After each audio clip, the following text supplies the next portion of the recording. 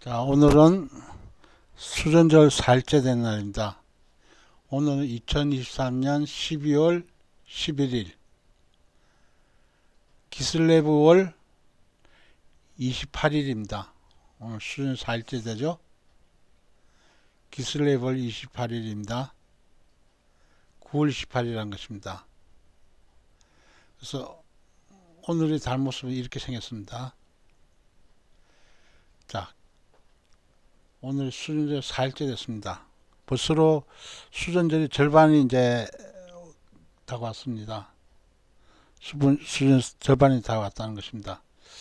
그래서 이게 수전절 이 내용, 이 말씀이 신구약 중간 시대 때 내용이기 때문에 여기 있는 자료들을 조사하다 보니까 저 역시도 많은 공부를 통해서 도움이 되었습니다.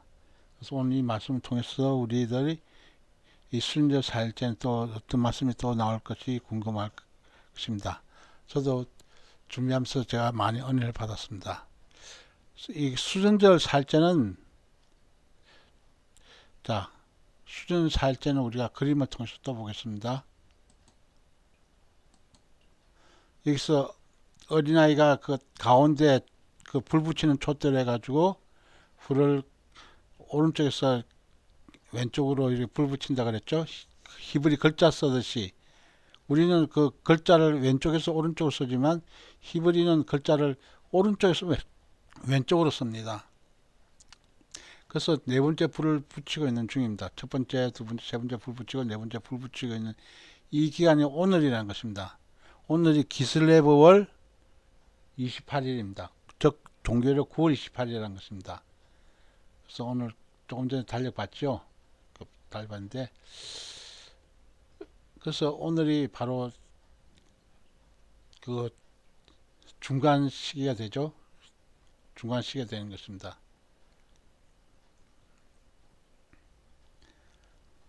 그래서 오늘도 이 말씀을 지난 시간에 했던 것을 우리가 보도록 하겠습니다. 지난 시간에 안티오쿠스 에피파네스 4세가 바로 다니엘서 환상, 다니엘서 8장하고 11장에 나와 있습니다. 다니엘서 8장하고 11장 나와 있는데 다니엘서 8장 내용을 지난 시간에 좀 했는데 우리가 수양과 다니엘서 8장 내용은 수양과 수용소에 대한 이상이죠.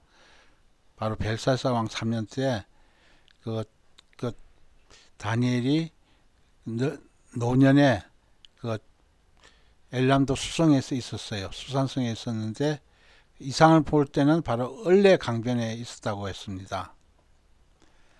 그래서 수양이 먼저 나와가지고 두 뿔 중에서 한 뿔은 길었다. 긴 것은 나중에 나온 거라 생각했습니다. 그것은 바로 수양은 바로 메대와 바사인데 메대와 바사로서 바로 긴 뿔이 바로 바사라는 것입니다. 긴 뿔이 그래서 서와 남과 북을 통해서 막 다름질하고 있었던 것입니다. 그래서 아무로 그것이 막 돌아다닐 때 능히 아무도 구할 리가 없다고 그랬습니다. 그래서 임의로 막 강제했다 그랬어요. 근데 또 가만 보니까 수염소가 또 서편에서 왔다 그랬어요. 수염소가 바로 헬라라고 이렇게 지난 시간에 배웠습니다. 두 눈 사이에는 현저한 뿔이 있었다 그랬습니다. 이때 두 눈 사이의 현저한 뿔은 누구냐면 알렉산더 대왕을 얘기하고 있습니다. 필립 왕의 아들 알렉산더 대왕은 그 아주 그 용맹스럽고 막 마음대로 그 날아다니면서 막 달려가면서 이렇게 땅을 정복했어요. 그래서 33세 때 바벨론에서 열병으로 죽었습니다. 그래서 젊은 나이에 죽었죠. 33살이니까. 그래서 주전 336년에서 323년 때 바로 왕이 돼서 활동을 했습니다. 그래서 이 바로 그 을레 강변에서 이상을 봤는데 그래서 그것이 또 가다가 수양을 받아가지고 수양을 완전히 그 무찔렀어요. 수양이 뭡니까? 바로 메데 바사 나라죠. 페르시아 나라입니다. 바사가 나중에 메대를 합병해 가지고 한 나라가 됐죠. 그래서 바사 큰 나라가 이것을 메대 작은 나라를 합병한 거예요. 그래서 그 두 뿔이 바로 이 수양을 쳐서 두 뿔을 꺾었다는 것입니다. 그 메대와 바사를 꺾었다는 거죠. 수양에서 그러니까 대적할 힘이 없어가지고 수양이 땅에 엎드려 짓밟았다고 그랬습니다. 그래서 수양을 그 손에서 벗어나게 할 리가 없었다. 그러니까 수양이 완전 패배했다는 소리죠. 그 헬라 수염소에 패배했다는 소리입니다. 그래서 수염소가 스스로 강대해서 나갈 때 큰 뿔이 꺾이고, 큰 뿔이 꺾였다는 것이 뭡니까? 큰 뿔, 즉 알렉산더 대왕이 꺾였다는 것은 죽었다는 소리입니다. 열병으로 죽었다는, 바빌론에서 죽었다는 것을 얘기하고 죽었어요. 그 대신에 그 알렉산더 수하에 있는 네 장군이 나타났어요. 네 장군이 땅을 각자 나눴어요. 그래서 카산더는 마게도니아, 헬라, 리시마크스는 트라스, 비두니아, 셀류쿠스는 시리아, 바벨론, 인도, 톨레미는 애굽, 이스라엘, 아라비아, 페트리아로 이렇게 나눴다고 했습니다. 우리가 그림을 통해서 또 보겠습니다. 자, 이런 식으로, 자, 여기 보면 왼쪽에 있는 그림은 바로 페르시아 영토예요. 페르시아 영토. 페르시아 영토 어마어마하게 크죠. 페르시아 영토 어마어마하게 큽니다. 마찬가지로 페르시아를 점령, 페르시아 나라가 누굽니까? 메데바사 나라죠. 메데바사 나라 페르시아를 바로 거기서 이긴 그 알렉산더 수염소. 이거는 수양이고, 이 여기 있는 그림 수양의 나라고, 이는 수염소 나라죠. 수염소. 다니엘이 본 그 을레 강변에서 본 거죠. 그래서 이것을 페르시아도 어마어마한 영토지만 또한 알렉산더가 차지한 영토도 어마어마한 거예요. 이게 지금 표시된 나라가 알렉산더 제국이라고 해야 됐습니다. 마게도냐 여기서부터 내려왔다는 거죠. 그죠? 그래서 저기 그 이집트까지 이렇게 밑에까지 막 점령했어요. 마찬가지로 페르시아도 마찬가지죠. 이렇게 점령했다는 것입니다. 그래서 지금 알렉산더가 죽고 나서 그 넷뿔, 즉 네 장군으로서 나라가 나뉘은 거예요. 나뉜 나라가 뭐냐면 카산더 장국이 마케도니아 지방이 이렇게 다스리게 됐고, 리시마크스가 소아시아 바로 트리아 지방을 다스리게 됐다는 것입니다. 그리고 셀류크스 왕조가 뭐죠? 시리아, 바벨론, 페르시아 지방을 다스리게 됐다는 것입니다. 톨레미 왕조가 또 애굽, 리비아, 이스라엘, 팔레스타인, 이스라엘 이런 나라를 다스리게 됐다는 것입니다. 그래서 이게 좀 더 지도로서는 좀 더 정확하게 보면 이렇게 생겼습니다. 여기가 카산더 제국이라는 거죠. 카산더 돼 있죠. 여기가 리시마커스 땅이 차지했다는 것입니다. 됐죠? 그 다음 셀류쿠스가 바로 또 넓은 대역을 또 차지했습니다. 그 다음에 프톨레미 왕조가 또 이렇게 또 밑에 그 팔레스타인 이스라엘을 비롯해서 이집트에 있는 아래 지방을 이제 차지한 것입니다. 차지했는데 그 알렉산더 제국이 그 이후에 그 네 장군 차지한 그 시기가 발견이 됐습니다. 자, 셀류쿠스 황제가 주전 312년에 나라를 차지했고, 그 다음에 그러니까 카산더의 장군이 또 나라를 주전 305년에 차지했다는 거예요. 그리고 또 프톨레미 왕조, 그러니까 톨레미 왕조가 또 이렇게 주전 303년에 차지한 것입니다. 그 다음에 또 리시마커스 또 장군이 또 맨 나중에 이렇게 주전 281년에 나라를 차지한 것입니다. 그래서 이게 네 개의 장군으로서 나라가 나뉘었다는 것입니다. 카산더, 리시마커스, 셀류쿠스, 톨레미 이렇게 장군에서 나라가 나눠져 가지고 왕이 다 됐어요. 그래서 다니엘서 11장 내용은 셀류쿠스 왕조, 즉 북방왕, 북쪽에 있어서 북방왕이라 그러고 톨레미 왕조는 남쪽에 있어서 남방왕 이렇게 했어요. 그래서 북방하고 남방하고 계속 싸운 거예요. 계속 싸운 내용이 바로 이 사이 중간에 끼은 나라가 뭐죠? 그 샌드위치선은 그 중간에 딱 그거 끼은 나라가 바로 이스라엘이에요. 이스라엘. 그래서 셀류커스 왕 그 8대 왕 때 시리왕, 그러니까 셀류커스는 시리아 계통이에요. 시리아 돼 있죠? 시리아. 셀류커스 왕 그 후임으로 올해 그 8대 된 후임으로 누가 나타나냐면 자곤뿔이 나타났어요. 자곤뿔 하나가 나타나서 됐습니다. 자, 한번 보겠습니다.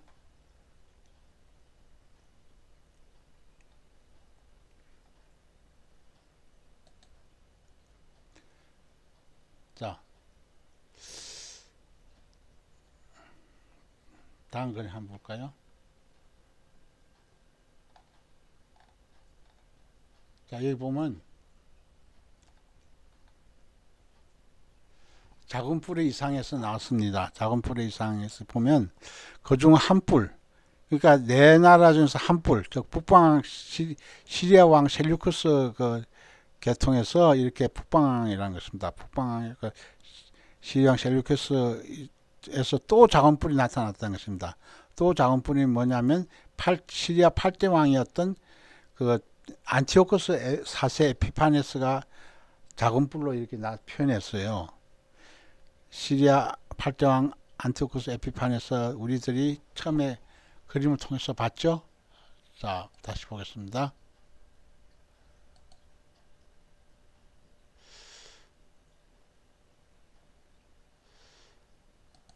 자, 여기 있죠. 흉상 모양이었습니다. 시리아 안티오코스 왕이 이게 스룹바벨 그 당시 때 예루살렘 성전이 스룹바벨 성전이잖아요. 쳐들어온 거예요. 이렇게 주화도 만들고 이렇게 자기 혁혁한 공을 세우고 있죠. 안티오코스 4세 에피파네스. 그래서 제우스를 지성소에 그렇게 하나님 재단에 그 돼지피를 뿌려가지고 성전을 더럽힌 왕이에요. 이 왕이 완전히 그 적그리스도 모형 형태를 해가지고 이렇게 괴롭힌 거예요. 그래서 그것을 얘기하고 있어요. 다시 본문 말씀 보겠습니다. 그래서 이게 작은 뿔 하나가 이렇게 나타났는데 이 작은 뿔이 바로 안티오코스 4세 에피파네스 왕이에요. 왕인데 얼마나 혹독하게 그 괴롭혔으면 그야말로 잔인하게 그 괴롭혔기 때문에 장차 미래에 나타날 적그리스도 모양이라고 이렇게 얘기하고 있어요. 그러니까 적그리스도 모형 지금 우리가 배우고 있는 중입니다. 그래서 엄청나게 그 이스라엘 백성들을 괴롭혔다는 거예요. 그렇게 괴롭히는 것이 이루 말할 수 없다는 것입니다. 남편과 동편과 또 영화로운 땅을 향해서 심히 커졌다 그랬습니다. 남편과 동편 이때 영화로운 땅이 뭐냐면 이스라엘 땅을 얘기하고 있어요. 영화로운 땅. 이스라엘 땅에서 그것이 하늘 군대에 미칠 만큼 커졌다 그랬습니다. 하늘 군대는 여기서 이스라엘 얘기하고 있습니다. 영화로운 땅, 하늘 군대 다 같은 말이에요. 그래서 엄청나게 커져가지고 그것이 스스로 높아져가지고 군대의 주체이신 하나님을 대적했다는 것입니다.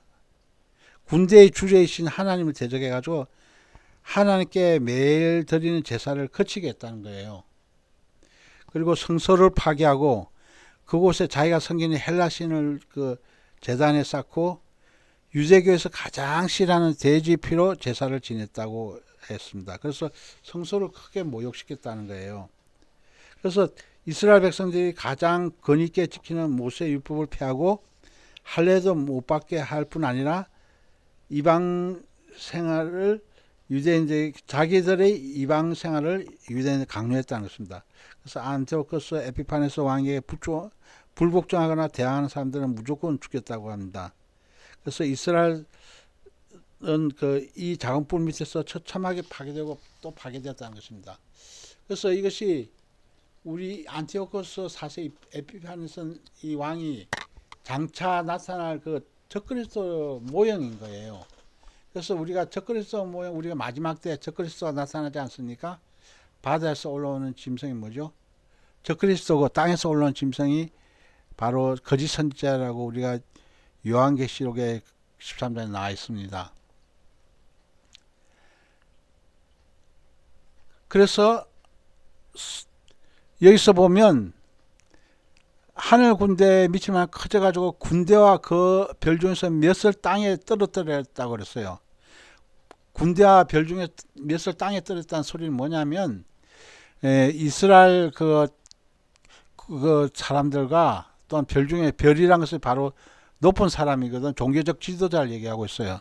종교자 지도자 몇 사람을 땅에 떨어졌다는 것이 뭐냐면 죽였다는 것입니다. 이스라엘 뭐 정치와 종교적 지도자를 살해했다는 것을 얘기하고 있습니다. 그래서 갈로로 표시했죠. 그래서 우리가 이것을 잘 깨닫고 보면 그렇게 작은 뿔 하나라는 것이 안티오쿠스 4세 에피파네스가 얼마나 이스라엘 백성들을 괴롭힌지 알 수가 있습니다. 그것을 짓밟고 스스로 높아져서 하늘의 군대, 하나님의 주제죠. 하나님 주제 군대, 이스라엘 하나님 바로 주제를 대적하였다는 것입니다. 그에게 매일 드리는 제사가 뭐냐면 소제는 우리가 알죠. 번제, 소제, 속죄제, 속건제, 화목제 5가지 제사 중에서 소제는 바로 고운 곡식 가루를 하나님께 드리는 제사죠. 아침과 저녁에 드린 거예요. 하나님께 드린 제사. 그래서 제하여 버렸다는 것입니다. 없애버렸다는 거죠. 그리고 성소를 헐었다고 그랬습니다. 하나님 성전을 헐었다고 했죠. 그래서 범죄함을 인하여 백성과 매일 드리는 제사가 그것에게 붙임받았다는 거예요. 그러니까 그 범죄를 해가지고 매일 드리는 제사가 안티오코스 4세 에피파네스에게 붙임받았다는 것입니다. 또 그것이 진리를 땅에 던지며 자의를 행하여 형통했다고 했습니다. 진리를 땅에 던졌다는 것이 땅에 던졌다는 소리 뭐죠? 하나님 그 당시 때 율법의 말씀을 완전히 파괴시켜가지고 자기 멋대로 했다는 것입니다. 자의를 행했다는 것은 자기 멋대로 해가지고 형통했다고 이렇게 표현하고 있어요. 그런데 또 다니엘이 바로 을레 강변에서 가만 들어보니까 이상으로 이거 봤다고 그랬죠. 몸은 바로 어디에 있었다 그랬어요? 몸은 바로 엘람도 수산성에 있었다 그랬죠. 그리고 이상은 바로 을레 강변에서 봤다고 그랬어요.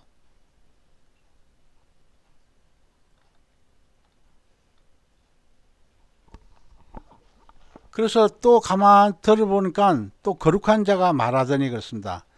다른 거룩한 자가 그 말하는 자에게 묻되 그렇습니다. 자, 거룩한 자라는 것은 바로 누구냐면 천사를 얘기해요. 또 다른 거룩한 자라는 것은 또 천사예요. 천사가 지금 이게 천사가 대화하는 내용을 얘기하고 있죠. 자, 여기서 또 보면 뭐냐면 이상에 나타난 바, 즉 다시 말해서 환상에 나타난 바, 매일 드리는 제사와 망하게 한 제약에 대한 일과 성소와 백성이 내어준 바 되며 짓밟힐 일이 어느 때까지 이르고 하며 그가 내게 이르되 그 천사가 다니엘에게 이르되 2300주야까지라 그랬습니다. 2300주야까지인데 그때 성소가 정결하게 함을 입는다고 그랬어요. 그래서 우리가 여기서 천사 대야 중에서 천사가 다니엘에게 이렇게 얘기하면서 2300주야까지라고 얘기했어요. 그렇게 하고 나면 그때 성소가 정결함을 입게 된다 이렇게 얘기했어요. 근데 이 2300주야 이 해석은 상당히 어려워요. 상당히 고난은 어렵고 다들 보는 시각에 따라서 해석이 다르고 있는데 기본적인 해석은 그냥 이렇게 2300주야 낮주 밤야 해가지고 우리가 한자로는 낮주 밤야죠. 그러니까 밤낮이라 이거 밤낮 2300일 밤낮이라는 소리니까 2300일을 얘기하고 있어요. 우리 기본적으로 해석할 때는. 그리고 또 이것을 1일을 1년으로 해석해가 민수기 14장 34절 말씀에도 그렇게 돼 있고 또 에스겔 4장 6절 했죠. 에스겔 4장에도 보면 바로 1일 1년으로 얘기했어요. 1일 1년으로 해석해가지고 2300년이라 해가지고 해석한 사람도 있어요. 그래서 2300년으로 해석한 것은 좀 더 그 당시 때 보기에 좀 더 난해해가지고 이것을 이게 가까이 우리들 지금 우리가 살고 있는 가까이 해석해 가지고 하는 케이스도 있는데, 그렇게 이게 정말 상당히 이것이 그것이 타고날 수 있기 때문에, 그렇다고 2300년 해석한 것을 잘못했다는 것은 아닙니다. 왜냐하면 그들이 각자 깨달은 것만큼 우리가 그것을 발표할 수 있으니까요. 얘기할 수 있으니까. 그래서 2300일로 이렇게 봐서 해석한 사람이 두 군데가 있다는 것입니다. 그것에 대해서는 바로 다니엘서 강해를 쓰신 조영기 목사님이 그렇게 2300일로 해석을 했고, 또 2300일로 또 주야를 또 2300일로 해석하는 사람이 또 누구냐면 민병석 박사가 있어요. 민병석 박사님도 이렇게 얘기를 했는데, 그래서 다니엘서 강의 조영기 목사님은 어떻게 해석을 했냐면 이렇게 해석을 했습니다. 그가 누구죠? 바로 안티오코스 4세 에피파네스죠. 적그리스도 모형 시리아 왕, 북방왕 시리아 왕 8대 왕, 바로 그 사람이 왕이 한 제위 기간이 언제냐면 주전 175년에서 164년인 경이에요. 여기 돼 있죠? 작은 뿔 하나가 바로 안티오코스 4세 에피파네스 왕을 얘기하고 있는데, 이 사람은 시리아 8대 왕이라는 거예요. 주전 175년에서 164년 이 사이에 왕을 했다는 것입니다. 그래서 그가 바로 예루살렘을 정복하고, 그러니까 바로 예루살렘을 정복할 때는 언제냐면 시리왕 북방왕이, 그러니까 길을 비켜라, 내가 애굽을 치겠다 해서 길을 비켜주니까 애굽에 내려가가지고 돌아오는 길에 예루살렘 성전을 회파한 거예요. 그러니까 돼지피를 바르고 또 막 이렇게 제우스 신전을 세우고, 또 막 말하는 사람은 또 가차없이 죽이고 이렇게 막 한 거예요. 그래서 거기서 예루살렘에서 지도자 된 사람들 또 몇 사람을 죽였다 그랬죠. 여기 돼 있죠. 군대와 별중 몇을 땅에 떨어뜨리고 했다고 했습니다. 그러니까 이스라엘 정치적 지도자, 종교적 지도자들 막 몇 사람 죽여가지고, 그리고 스스로 높아져가지고 이렇게 하나님 군대를 주제를 아주 대적했다는 것입니다. 그래서 예루살렘 정복하고, 그 당시 때 유대인의 종교적 지도자인 별인 대제사장 오아니스 3세를 죽인 때가 주전 171년이래요. 돼 있죠? 171년이라 이거예요.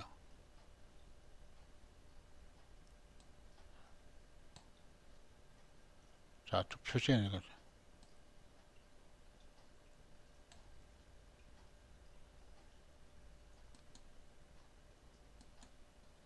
자, 대제사장 오하니스 3세를 죽인 때 주전 171년이라는 것입니다.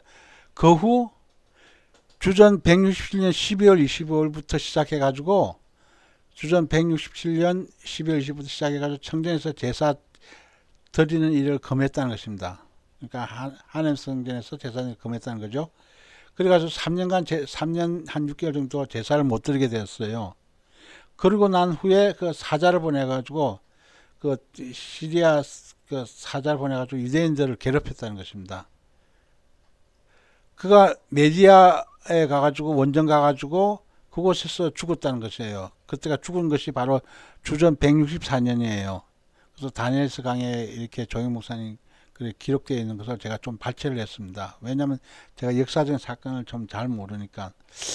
그래서 이 말씀 속에서 우리 깨닫는 것은 주전 그러니까 168년서부터 바로 주전 164년 이 사이 기간에 온갖 그야말로 하나님께서 가정한 짓을 완전히 난폭하고 가정한 짓을 그러니까 못된 짓을 다 했다는 거예요. 하나님 성전에 돼지 피를 바르고 막 제우스 신전 세우고 하니까 얼마나 이스라엘 사람들이 그야말로 하나님 성전이 해파되니까 얼마나 눈물을 흘리겠어요. 그때 당시 때 마따디아 제사장의 가문에 있는 다섯 아들이 바로 반란을 일으켜 가지고 성전을 재탈환한 날이 바로 이 기념한 날이 바로 수전절이라고 한옥하라고 얘기했습니다. 그래서 그때 당시 때 셋째 아들인 유다 마카비가 그야말로 맹활약을 통해서 게릴라전으로 맹활약을 통해서 시리아 대군을 바로 무찌르고 바로 성전을 탈환한 것을 기념하는 것이 바로 수전절이라고 그랬어요. 그래서 2300주야에 대해서 이렇게 해석을 했다 이거예요. 대제사장 오하니스 3세가 죽인 때 171년 시작해가지고 그 후부터 그 167년 12월 25일부터 시작해가지고 그 메디아 원정 가서 안티오코스 4세 에피파네스가 죽던 해 주전 164년까지를 바로 2300주야로 이렇게 해석한 거예요.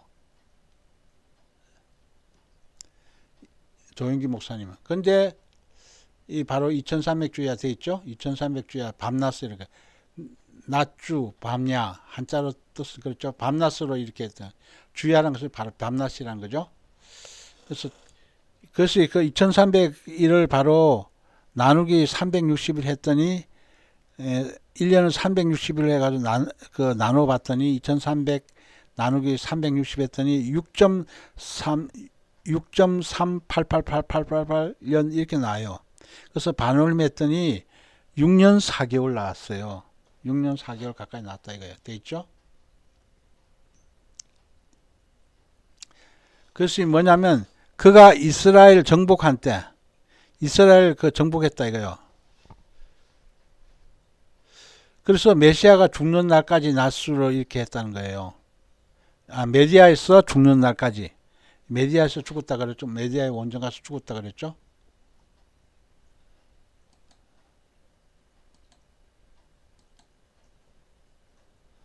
자, 메디아에서 원정 가서 죽었다 그랬어요.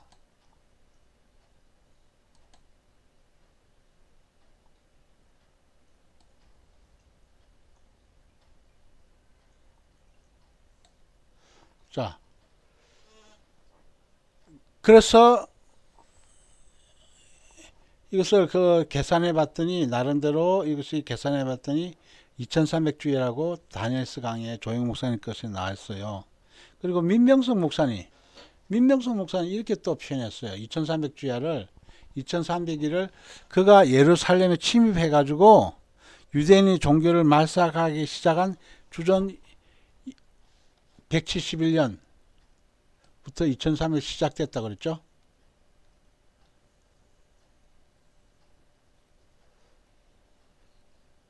그 마카베에서 이자를 축출되어 성전을 함께 봉한 이까지를 얘기했어요. 그러니까 그 조영기 목사님 그 요한계시록 강의하고 민병수 목사님 내용이 거의 똑같아요. 흡사해요. 여기도 써있죠.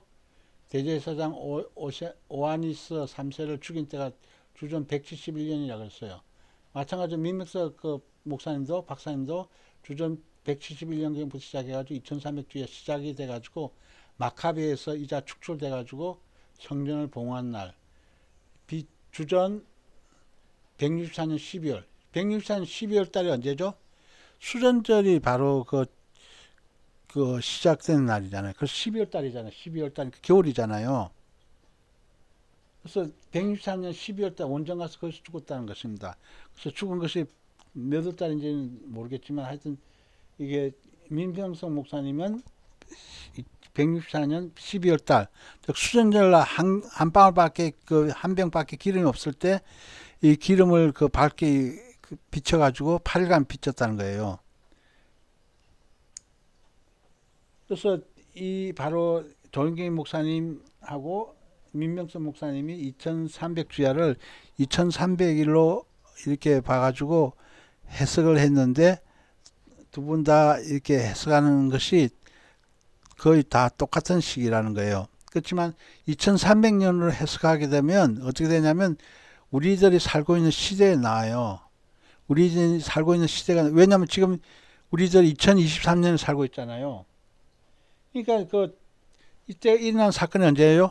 164년에 죽었으니 168년부터 164년에 수전절 바로 이런 그 마카비 사건이 그 전쟁 사건이 나타났으니까 그러니까 그것에 대해서 따져보면 그러니까 지금 2023년이기 때문에 그 바로 300년 다음에 2300년 가까이 이렇게 되는 거예요. 1년으로 따졌을 때 2300년은 우리가 살고 있는 시대하고 거의 흡사하다는 거예요. 그래서 바로 이제 그 예루살렘 성전이 그 봉헌하는데 이때 성전이란 것이 뭐냐면 2300년으로 해석할 때는 이 성전이란 것이 성전을 하나님께 봉헌했다는 것이 뭐냐면 헤롯 성전이 아니고 그 제3성전 7년 달란 때 지어지는 제3성전이 되는 거예요. 환란 성전이 되는 거예요.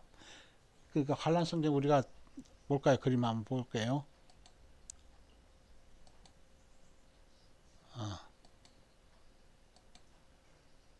바로 이것이 환란 성전이에요. 자, 이것이 바로 헤롯 성전이라 이거예요. 이건 환란 성전이 아니다. 이거는 제2성전이에요. 이건 제2성전이고 이 제2성전이에요. 헤롯 예수님 당시 때 그 솔로몬 행각에 거느렸던 성전이죠. 자, 예수님께서 이 솔로몬 행각 거느렸어요. 이때 당시 때 헤롯 성전이 제2성전이고 앞으로 7년 대환란 때 지어지는 성전은 제3성전인 거예요. 그래서 우리가 스룹바벨 성전하고 헤롯 성전은 제2성전이라 그러고 그 7년 대환란 때 마지막 앞으로 있을 7년 대환란 때 지어지는 성전은 전 3년 반에 지어진 성전은 바로 헤롯 성전이 아니고 바로 제3성전이라 그래요. 환란 성전이라 그래요. 환란 성전. 그래서 우리가 여기서 잘 구분해야 됩니다. 제1성전은 여기 보게 알다시피 여기 이건 제1성전이죠. 솔로몬 성전은 제1성전이라 그래요. 솔로몬 성전 제1성전이라 그러고 또 여기 보면 그 스룹바벨 성전은 그 다니엘 그 포로 기한 후에 지어진 거죠. 다니엘 그 포로 기한 후에 지어진 거, 3차 기한 후에 지어진 거예요. 그래서 스룹바벨 성전은 이때 지었습니다. 스룹바벨이 해서 지어진 거죠. 그래서 이때 지어졌기 때문에 굉장히 초래했습니다. 이게 제단이죠. 번제단인 것입니다. 그리고 여기 보면 헤롯 성전, 이또 제2성전이에요. 스룹바벨 성전도 제2성전이라 그러고 헤롯이 지은 그 성전도 예루살렘 성전도 제2성전이라 그래요. 그래서 이것은 업그레이드된 성전이기 때문에 굉장히 화려했어요.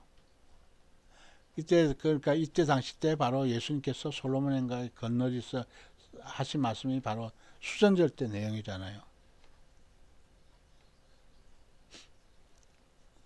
그래서 우리들이 그 7년 단란 때 성전은 바로 제3성전이 해가지고 앞으로 그 휴거인 나서 인한 후에 7년 대환란 전 3년 반에 지어지는 성전이 바로 그 제3성전 환란 성전이에요. 그래서 그것을 잘 구분하셔야 되겠습니다.